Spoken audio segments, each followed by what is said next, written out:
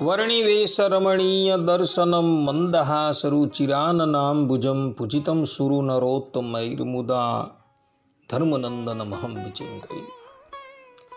असतो मा षड्गमय तमसो मा ज्योतिर्गमय मृत्युर्मा अमृतं गमयः। ओम शांति शांति शांति। अस्मद्गुरु समारंभां नाथयामुनमध्यमां लक्ष्मीवल्लभपर्यन्तां वंदे गुरु परंपरा। આજની જ્ઞાન સભાની અંદર પધારનારા બધા જ ભગવદ્ ભક્તોને વેદાંતાચાર્ય પુરાણ ઇતિહાસાચાર્ય એમ એ ફિલોસોફી શાસ્ત્રી રાકેશભાઈના હેતપૂર્વક જય સ્વામિનારાયણ. ભક્તો, આજની આ જ્ઞાન સભાની અંદર આપણે બધા નિષ્કુળાનંદ કાવ્ય પ્રમાણે પણ યદુનંદન તે જ ધર્મનંદન છે એ વિષય પર થોડી વાત શ્રવણ કરશું. તો બધા જ શ્રોતાગણો પોતાના હિતને અર્થે આ પ્રવચન એકાગ્ર મને કરીને શ્રવણ કરે અને એને આત્મસાત કરી લે. સર્વપ્રથમ નિષ્કુળાનંદ કાવ્યના રચયિતા નિષ્કુળાનંદ સ્વામીના જીવનને આપણે સંક્ષેપમાં જોઈ લઈએ. તો આ મહાપુરુષના પિતાનું નામ હતું રામજીભાઈ, જેઓ શેખપટની અંદર નિવાસ કરીને રહેતા હતા અને એમના ગુરુનું નામ હતું આત્માનંદ સ્વામી. આ આત્માનંદ સ્વામી ઉદ્ધવ અવતાર રામાનંદ સ્વામીના પણ ગુરુ હતા. તો રામજીભાઈએ આત્માનંદ સ્વામીનું શરણું સ્વીકારેલું હતું અને તન મન અને ધન એમને સમર્પિત કરી દીધું હતું. અને તન મન અને ધનથી રામજીભાઈ આત્માનંદ સ્વામીને ખૂબ સેવા કરતા હતા. આત્માનંદ સ્વામી સમર્થ ગુરુ હતા, એટલે એમની સેવાથી પ્રસન્ન થઈ આત્માનંદ સ્વામીએ રામજીભાઈને આશીર્વાદ આપ્યા કે તમારે ત્યાં એક સમર્થ ભગવદ ભક્ત મુક્ત પુરુષનો જન્મ થશે. અને આ આશીર્વાદના ફલ સ્વરૂપે વિક્રમ સંવત 1822માં રામજીભાઈના ઘરે એક પુત્રનો જન્મ થયો, જેનું નામ તેઓએ લાલજી પાડેલું હતું.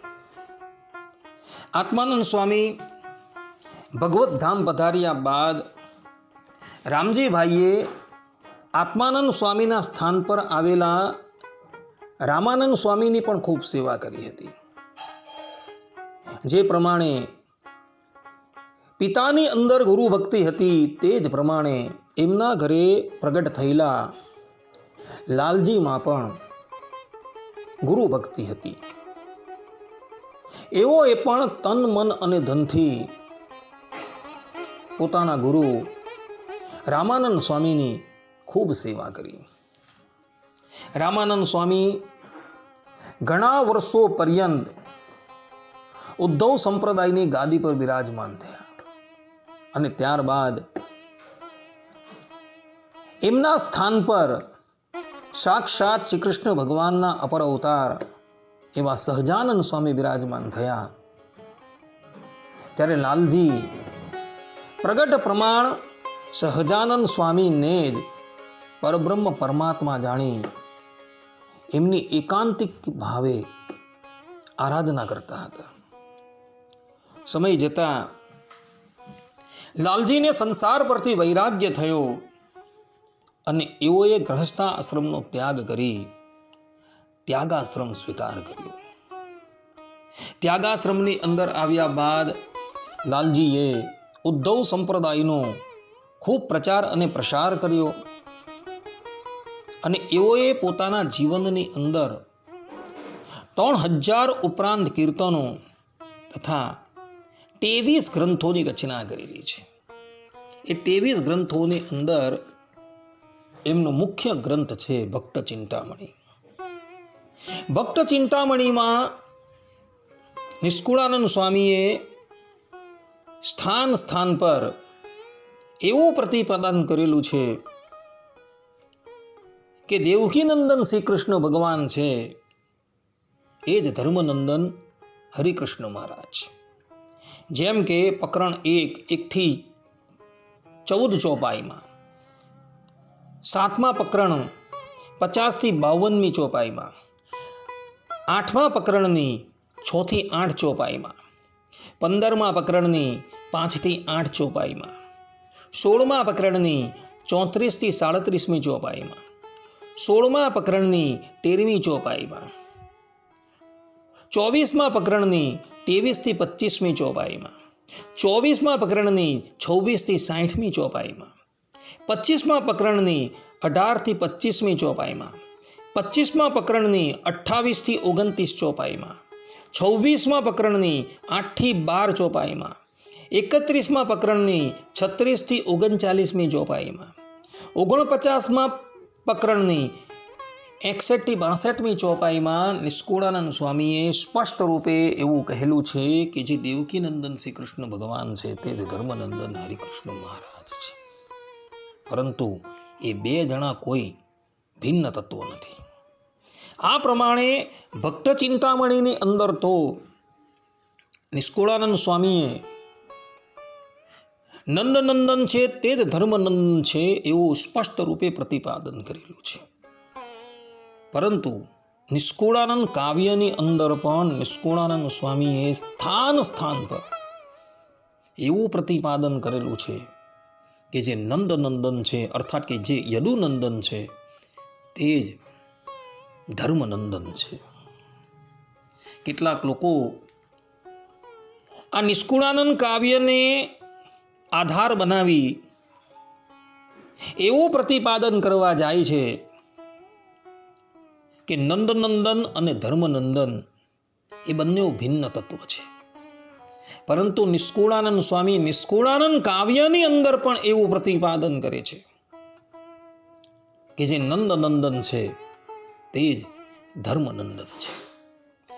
જેમ કે નિષ્કુળાનંદ કાવ્ય પુરુષોત્તમ પ્રકાશ 1 થી 3 પ્રકરણમાં નિષ્કુળાનંદ સ્વામી કહે છે કે શ્રી ગોલોક ધામમો ઝાર રે અક્ષર ધામ છે હરિનું સાર રે, કોટી રવિ શશી તડિટ અનલ રે, તેમના તેજથી અતિ નિર્મલ રે, એ છે પરમ દિવ્ય અતિ શ્વેત રે, સચ્ચિદાનંદ રૂપની કેત રે, એમાં સદાય શ્રી હરિ વિરાજે રે, નિરખી કોટી કામ છબી લાજે રે, એ છે પુરુષોત્તમ અધિરાય રે, વાસુદેવ નારાયણ કેવાય રે, રમા રાધા કરે સેવકાઈ રે, તજી ચંચળતા રમા પ્યારી રે, સેવે સ્થિર થઈને સુકુમારી રે, પૂજે રાધા રમા સુકુમારી રે, એવી શોભાને ધરતા દયાળ રે, શોભે ભક્ત તણા પ્રતિપાળ રે,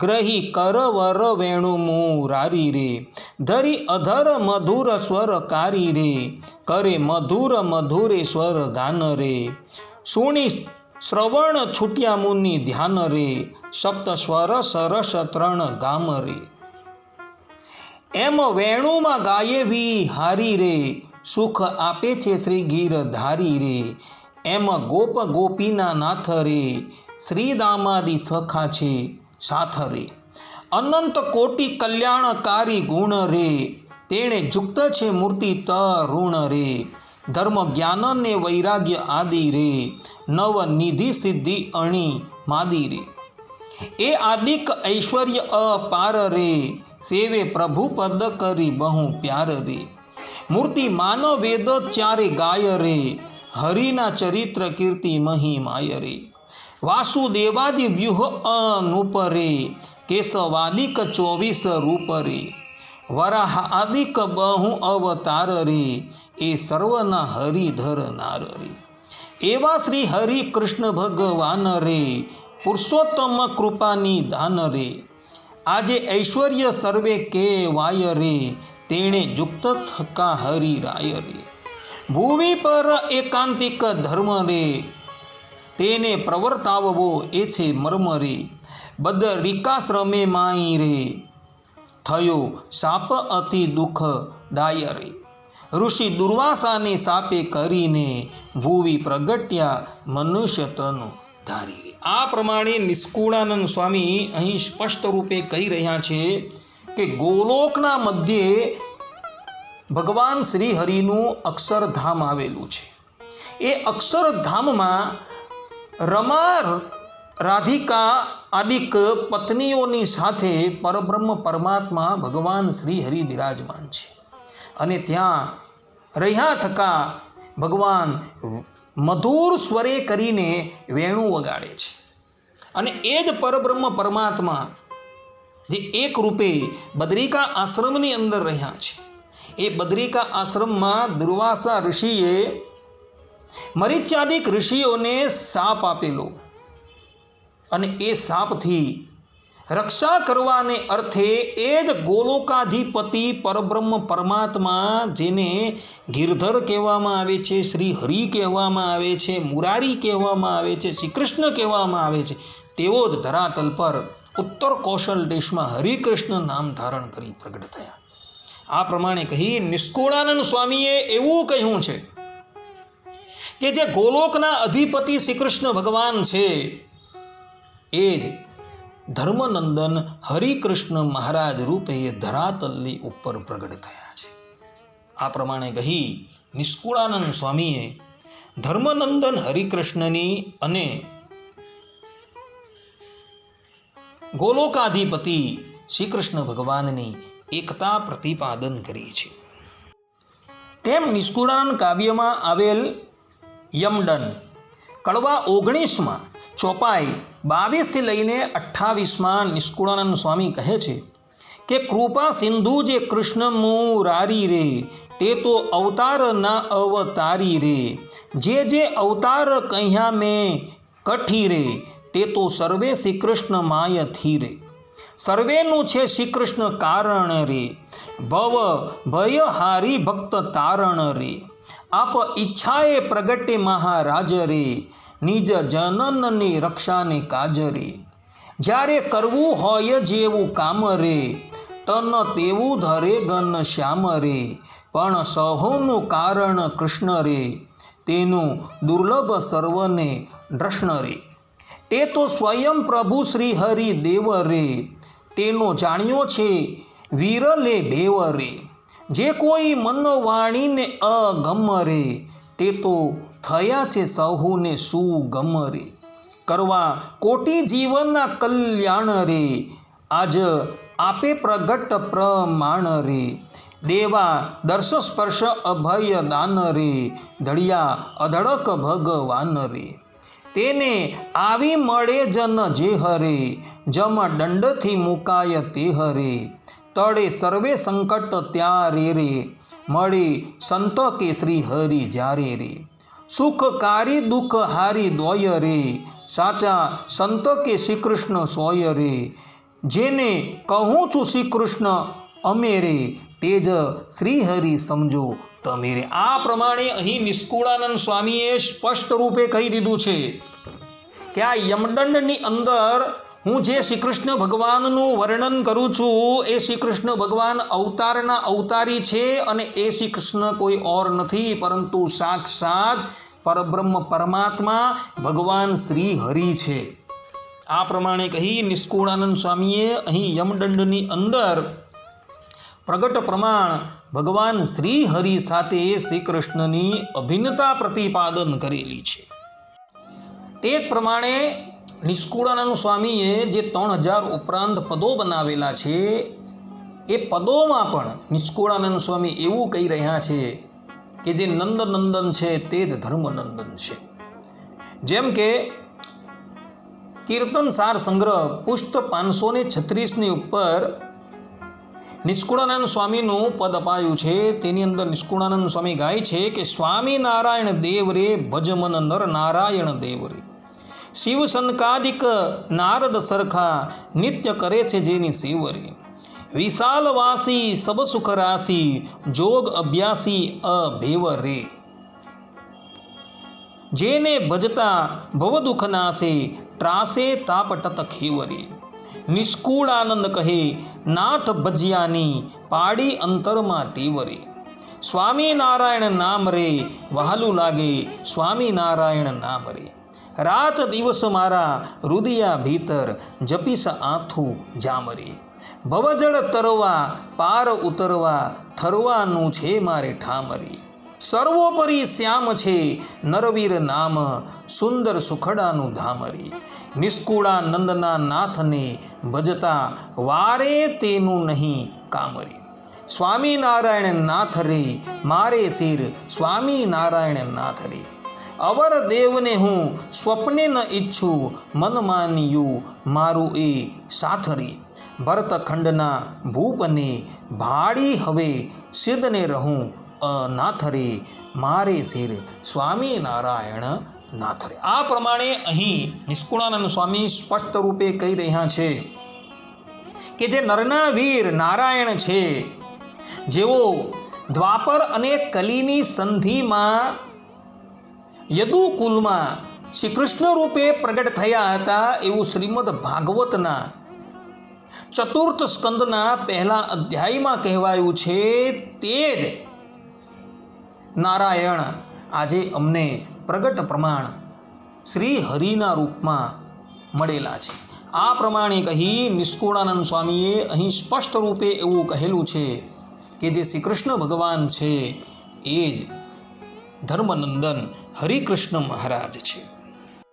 કીર્તન સાર સંગ્રહ ભાગ 1 પુષ્ટ 568 થી લઈને 71માં પાના પર નિષ્કુળાનંદ સ્વામી કૃત 8 પદ અપાયેલા છે.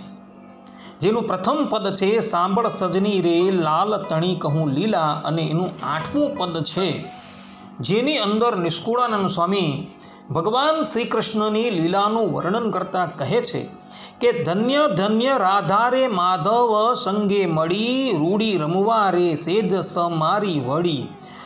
ચુવા ચંદને રે અગર લેપન અરચી, રંગે રમવા રે રૂડી રીતે રચી. સજ્જ થઈ છે રે સરખા સરખી જોડી, મંદે મળવા રે અંગે આળસ મોડી. નયણે નયણા રે મુખે મુખજ મેળું, હૈડે હેડું રે ભેટી તાંદુ ભેડું. ઉરે ઉરજ રે નાભી નાભી સાથે, ડાવે દાવજ રે મેલ્યો નટવર નાઠે. ક્રીડા કરતા રે ઓછપન રાખી અંગે, પટી રતિનો રે જાણું રાખ્યો રંગે. કોક કડામાં રે પ્રવીણ છે પિયારો, રંગે રમી રે નાથ થયો છે ન્યારો. વળતો વળિયો રે ઓદ ઘણો આનંદનો, મને મળ્યા રે નાથ નિષ્કુળાનંદનો. અહીં સ્પષ્ટ રૂપે નિષ્કુળાનંદ સ્વામી કહી રહ્યા છે કે જેઓએ વૃંદાવનની અંદર રાધાજીની સાથે લીલા કરી હતી, એ જ પ્રગટ પ્રમાણ ભગવાન શ્રી હરિ મને અત્યારે મળ્યા છે. છેલ્લી લીટીની અંદર નિષ્કુળાનંદ સ્વામી કહે છે કે મને મળ્યા રે નાથ નિષ્કુળાનંદનો.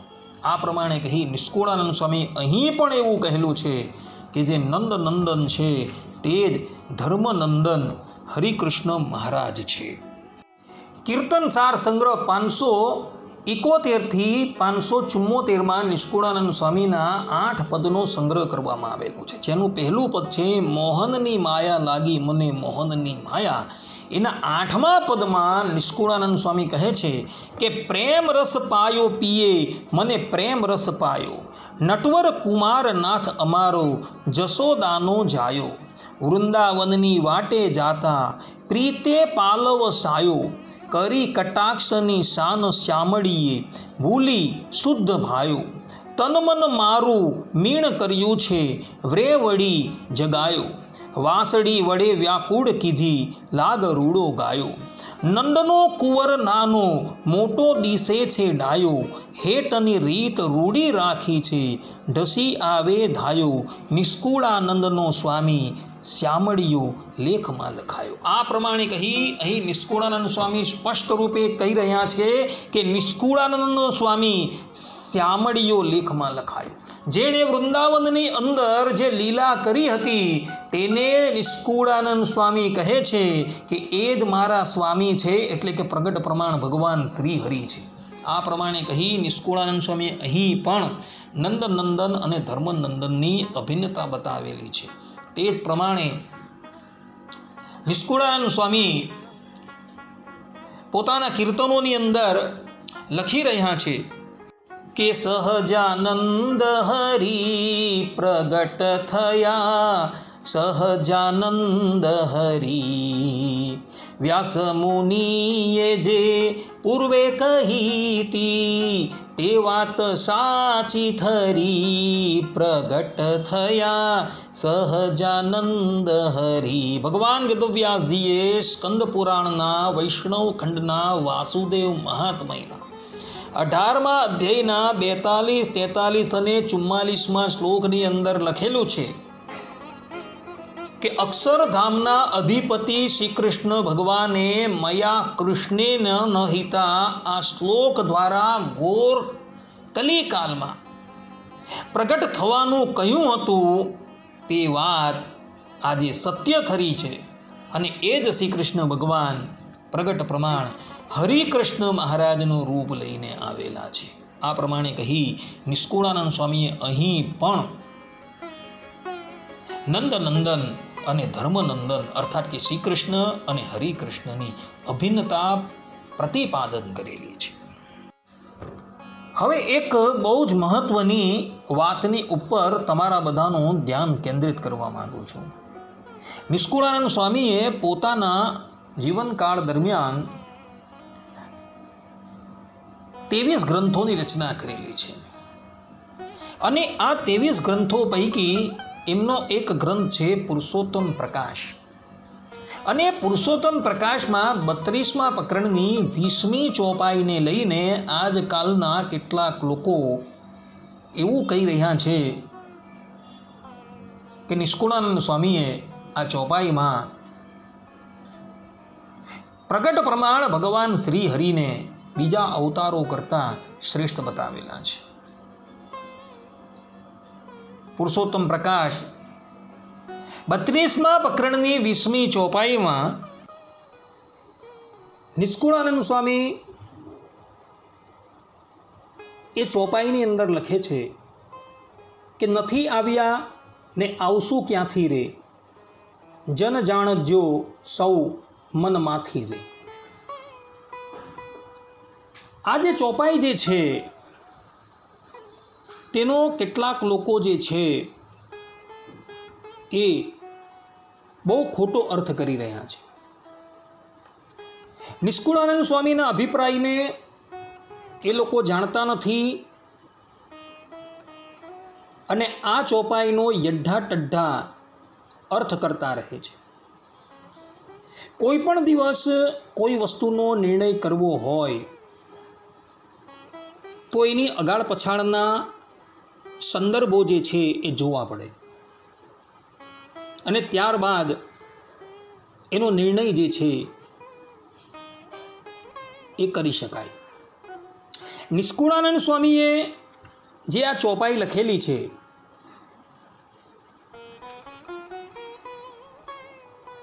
કે નથી આવ્યા ને આવશું ક્યાંથી રે, તેનો આગળ પાછળનો સંદર્ભ જે છે એના અગાળના પ્રકરણો જે છે અર્થાત કે પુરુષોત્તમ પ્રકાશના અગાળના પ્રકરણો જે છે એ ખાસ વાંચવા વિચારવાની જરૂર છે કે નિષ્કુળાનંદ સ્વામીએ શા માટે આ ચોપાઈ જે છે એ લખેલી છે. તો એ પ્રકરણોની અંદર તમે જોજો તો નિષ્કુળાનંદ સ્વામી સ્પષ્ટ રૂપે લખે છે કે ભગવાન સ્વામિનારાયણ જ રામકૃષ્ણાદિક બધા અવતારોનું ધારણ કરનારા છે.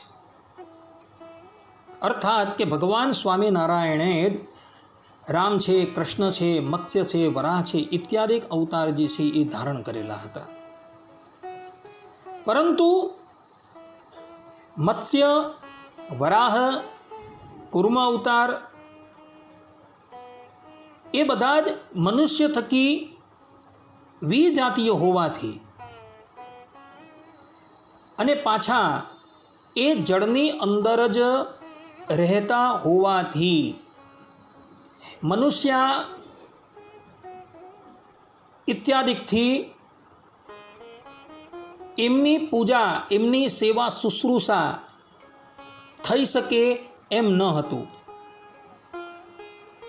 પરંતુ આ અવતારની અંદર એટલે કે મત્સ્ય છે, કચ્છપ છે, વરાહ અવતાર, એની અંદર જીવાત્માના કલ્યાણો તો એ ભગવાને કરેલા જ હતા. જેમ કે નિષ્કુળાનંદ સ્વામી પ્રકરણ 10 ચોપાઈ 7ની અંદર કહે છે,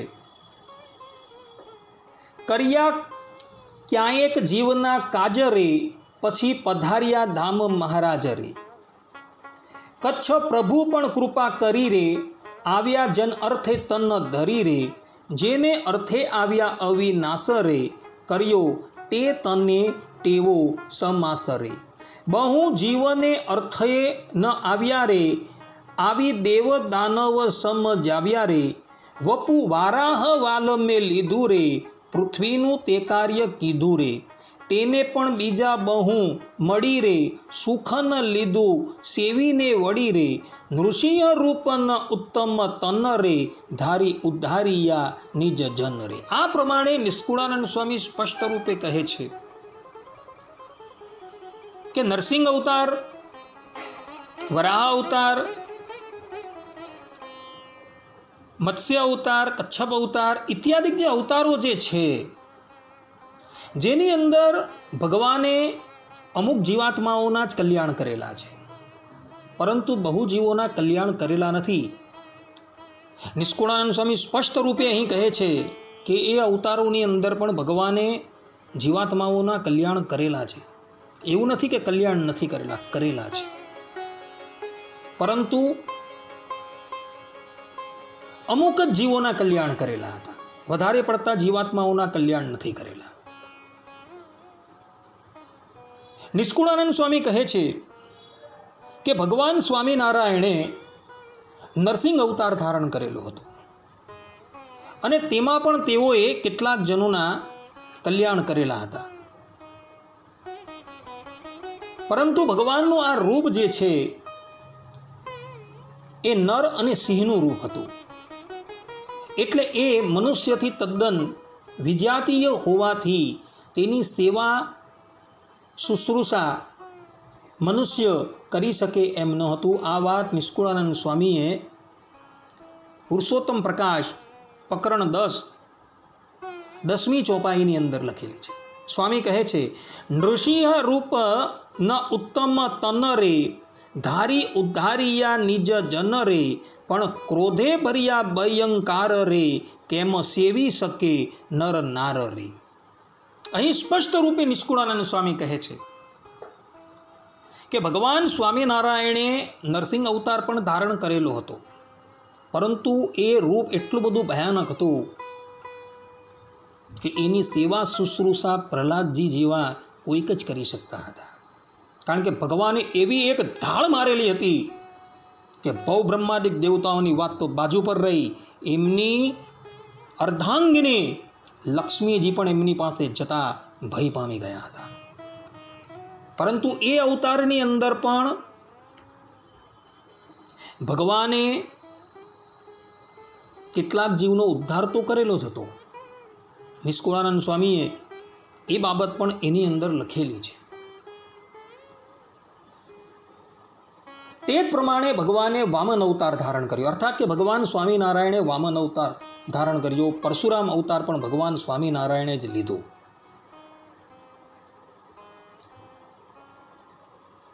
અને આ અવતારની અંદર પણ ઘણા લોકોને સમાસ થયો ન હતો.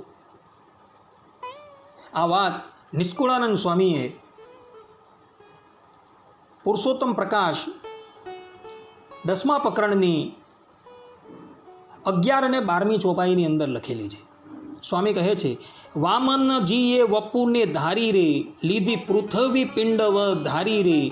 બલી બોલે બાંધ્યો બહુ પેર રે, પછી વર દઈ વસિયા ઘેર રે. પરશુરામ રૂપે પ્રગટ થઈ રે, કરી નક્ષત્રી પૃથ્વી લઈ રે. તેમાં સહુ ન થયો સમાસ રે, એવી સુખન પામિયા દાસ રે. વામન અવતારની અંદર ભગવાન અમુક કાળ પર્યંત જ આ ધરાતલની ઉપર રહ્યા હતા. પછી ભગવાન સ્વર્ગની અંદર જતા રહ્યા. પરશુરામ અવતાર જે છે એ ભગવાનનો આવેશ અવતાર છે. પરશુરામ અવતાર એ અવતારની અંદર ભગવાને પોતાના પ્રચંડ ક્રોધને બતાવેલો છે અને એ ક્રોધી વ્યક્તિની પાસે તો કોઈ પણ વ્યક્તિ જઈ ન શકે. એટલે એ અવતારની અંદર પણ ભક્તોને સેવા શુશ્રૂષા કરવાનો અવકાશ એટલો બધો મળેલો નથી, એવું નિષ્કુળાનંદ સ્વામી કહે છે. ત્યારબાદ નિષ્કુળાનંદ સ્વામી કહે છે કે એ જ ભગવાન સ્વામિનારાયણે અર્થાત કે ભગવાન શ્રી હરિએ રામા અવતાર લીધેલો હતો. આ અવતારની અંદર ભગવાન મહારાજા ધીરાજ તરીકે બિરાજમાન થયા હતા. તે અવતારમાં પણ પ્રભુએ મોટા મોટા કાર્ય કરેલા હતા, પરંતુ ભગવાન રાજા રૂપે હોવાથી રાંક માણસ રાજાનું પૂજન કેવી રીતે કરી શકે? નિષ્કુળાનંદ સ્વામી પુરુષોત્તમ પ્રકાશ પ્રકરણ 10 13થી 14મી ચોપાઈની અંદર આ વાત લખે છે.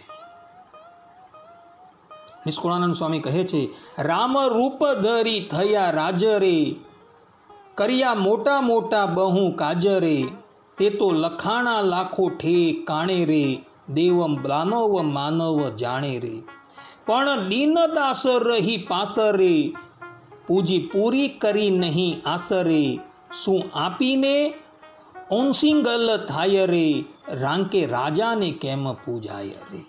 નિષ્કુળાનંદ સ્વામી કહે છે કે ભગવાન સ્વામિનારાયણ જ રામા અવતારની અંદર પધારેલા હતા, પરંતુ ભગવાન મહારાજા ધીરાજ હતા. આ અવતારની અંદર કોઈ સામાન્ય વ્યક્તિ જે છે એ ભગવાનની સેવા શુશ્રૂષા કરી શકે એવું ન હતું. ભગવાન શ્રી રામે અનંત જીવોનો ઉદ્ધાર કરેલો છે, કારણ કે રામના બાણથી જે પણ અસુરો વીરગતિને પ્રાપ્ત થયા અર્થાત કે મૃત્યુને પામ્યા એ બધા જ ભગવત ધામની અંદર ગયા હતા. એ વાત તુલસીદાસજી તુલસી રામાયણની અંદર લંકાકાંડની અંદર લખે છે. પરંતુ ભગવાનનો આ અવતાર જે છે એ મહારાજા ધીરાજનો અવતાર હતો, એટલે સામાન્ય વ્યક્તિ સેવા શુશ્રૂષા કરી શકે એમ ન હતું. તે જ પછી ભગવાન સ્વામિનારાયણે શ્રી કૃષ્ણ અવતાર ધારણ કરેલો હતો. આ અવતારની અંદર ભગવાન શ્રી કૃષ્ણએ અનેક જીવોનો ઉદ્ધાર કરેલો હતો અને ઘણા સેવકોને સુખ પણ આપ્યા હતું. પરંતુ પછી પ્રભુ અર્થાત કે 11 વર્ષ અને 52 દિવસ પર્યંત ભગવાન વ્રજની અંદર રહ્યા. આ વાત શ્રીમદ ભાગવતની અંદર તૃતીય સ્કંદની અંદર લખેલી છે. અને પછી ભગવાન દ્વારકા પધારી ગયા. જ્યાં લગીન ભગવાન ગોકુળની અંદર હતા ત્યાં લગીન તો સામાન્યમાં સામાન્ય વ્યક્તિ પણ ભગવાનની સેવા શુશ્રૂષા કરી શકતા હતા, પરંતુ ભગવાન પછી દ્વારકા ગયા તો સામાન્ય વ્યક્તિ એક સુદામાને બાદ કરતા બીજા કોઈ સામાન્ય વ્યક્તિ જે છે એની ભગવાનની પાસે પહોંચ ન હતી, કારણ કે ભગવાન છે એ રાજા ધીરાજ થઈ ગયા હતા. અને રાજા ધીરાજ જે વ્યક્તિ હોય એને મળવું હોય તો સામાન્ય વ્યક્તિ એ રાજા ધીરાજને મળી ન શકે. પરંતુ ભગવાન સ્વામિનારાયણે જે આ કૃષ્ણ અવતાર ધારણ કરેલો હતો તેની અંદર એમણે પણ અનેકો જીવોના કલ્યાણ કરેલા છે. ગોપીઓની સંખ્યા જે છે ને અસંખ્ય હતી, ગર્ગ સંહિતાની અંદર લખેલું છે. એટલે ઉદ્ધાર તો એમણે બધાના જ કર્યા, અનંત જીવોનો ઉદ્ધાર એમણે કર્યો, પરંતુ જે સેવા શુશ્રૂષાનું સુખ જે મળે એ સુખ કેવલ 11 વર્ષ અને 52 દિવસ પર્યંત જ સામાન્યમાં સામાન્ય વ્યક્તિને એમણે આપેલું. જ્યારે આ સ્વામિનારાયણ અવતાર જ્યારે ધારણ કરીને ભગવાનના ધરાતલની ઉપર પધાર્યા ત્યારે ભગવાને આ સમયની અંદર એવી રીત ચલાવી કે સામાન્યમાં સામાન્ય માણસને પણ પોતાની સેવા પૂજા વગેરેની સુવાણ ભગવાને કરી આપેલી હતી. ભક્તો ભગવાનને માટે અર્થાત કે ભગવાન સ્વામિનારાયણ માટે જે પણ કંઈક લાવતા તેને ભગવાન પ્રેમથી ગ્રહણ કરતા હતા.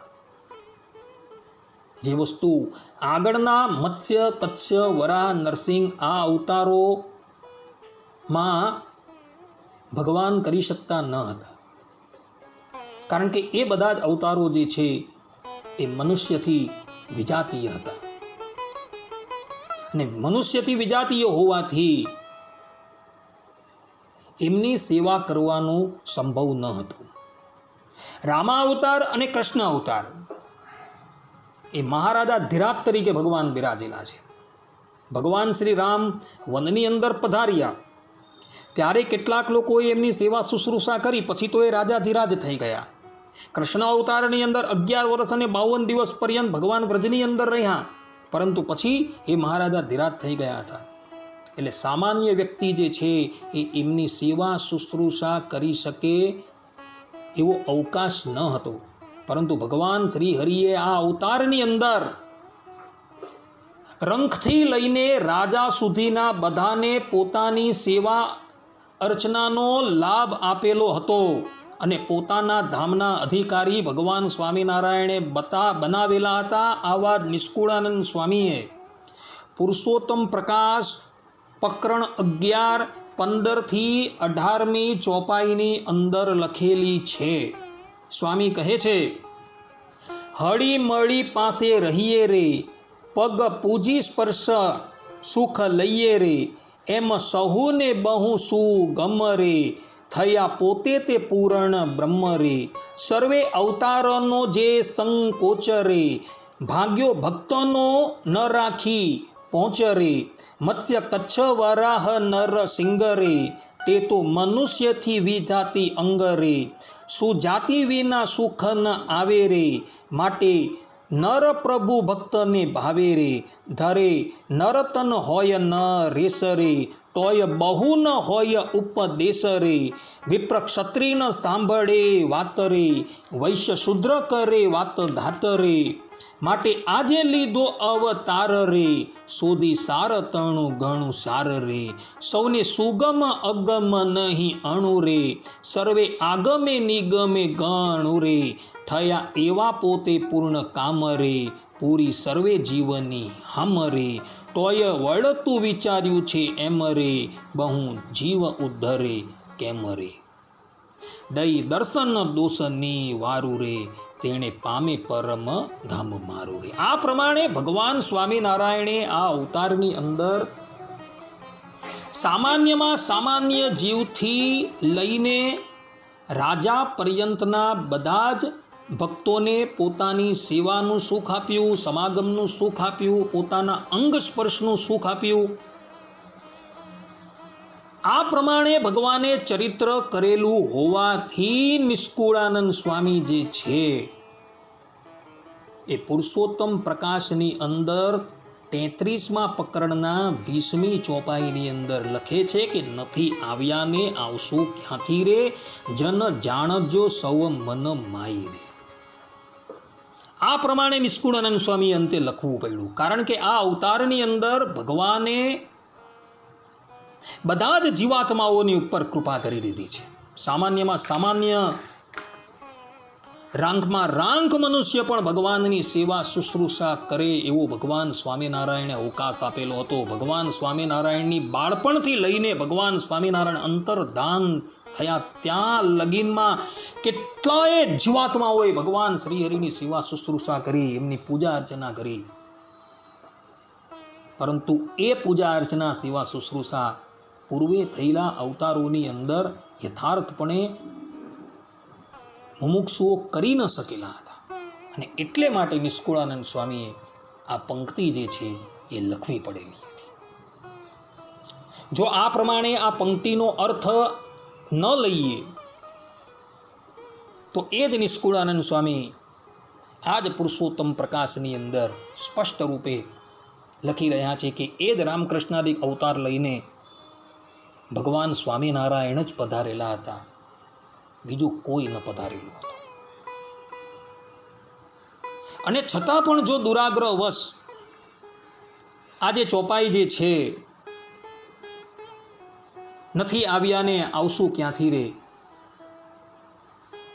એનો અર્થ જો એવો કરવામાં આવે કે હવે પછી ભગવાન સ્વામિનારાયણ આ બ્રહ્માંડની અંદર ક્યારેય પણ પધારવાના નથી.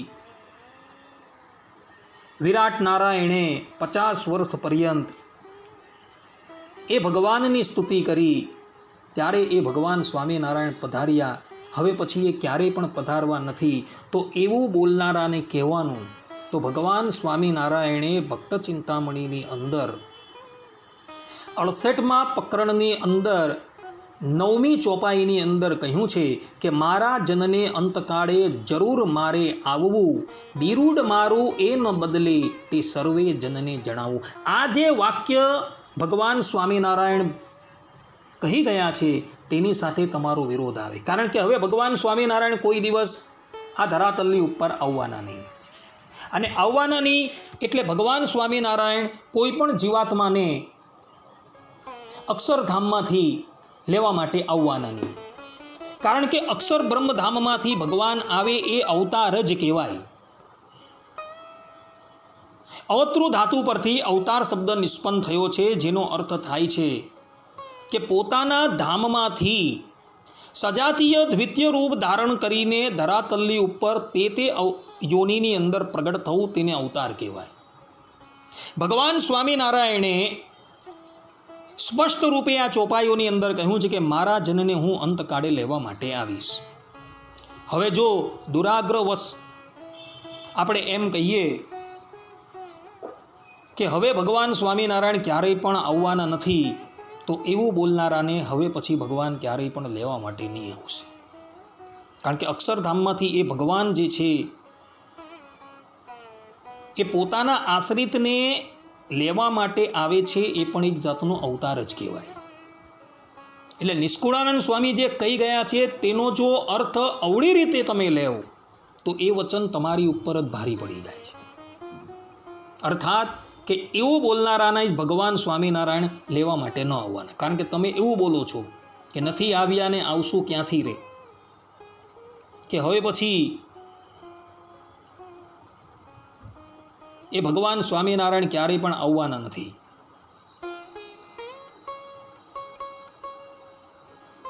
તો પછી એ જીવાત્માને ભગવાન લેવા માટે ન આવે.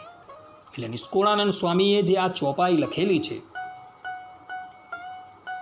એ ચોપાઈનો સંદર્ભ અગાળ પછાડનો વિચારવાનો છે અને ત્યારબાદ નિર્ણય કરવાનો છે. એમ યઢા ટઢા નિર્ણય ન થઈ શકે કોઈ દિવસ. ને એ જ પ્રમાણેની જો વાત હોય ને, તો વાલ્મીકી રામાયણની અંદર, અર્થાત કે વાલ્મીકીજી કૃત આનંદ રામાયણની અંદર ભગવાન શ્રી રામના પણ આવા જ વચનો છે, જે ભગવાન શ્રી રામે પોતાના સ્વમુખે ઉચ્ચારેલા છે. વચન જે છે, નાનેન ષડ્રશઃ કશ્ચિદ અવતારો અવનીતલે પૂર્વમ ભૂતો મમાગ્રેપી ન ભવિષ્યતિ વૈ કદા.